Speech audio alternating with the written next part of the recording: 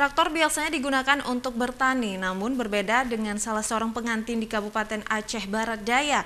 Pengantin pria memilih traktor sebagai kendaraannya menuju rumah mempelai pengantin wanita. Aksi unik tersebut sempat menggemparkan masyarakat sekitar.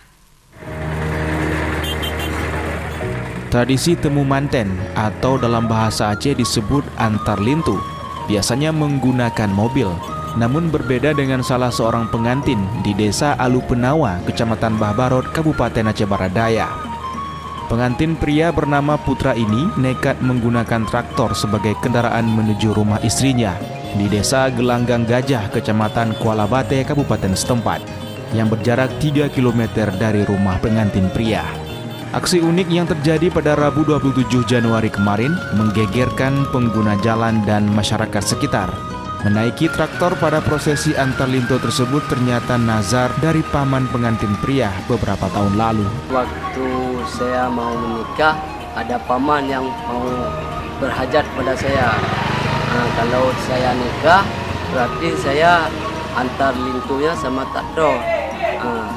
Pas itu terharu, senang. Apalagi semua masyarakat di kampung Alupenawa ikut memeriahkan pergi antar lintu kemarin. Bilang sama Mama Putra kalau jadi dengan itu menikah dengan resi, aku bikin nazar 2 sak semen untuk kuburan Nek Abu Ibrahim Wedah. Udah itu aku antar sama traktor. Sama traktor lintu.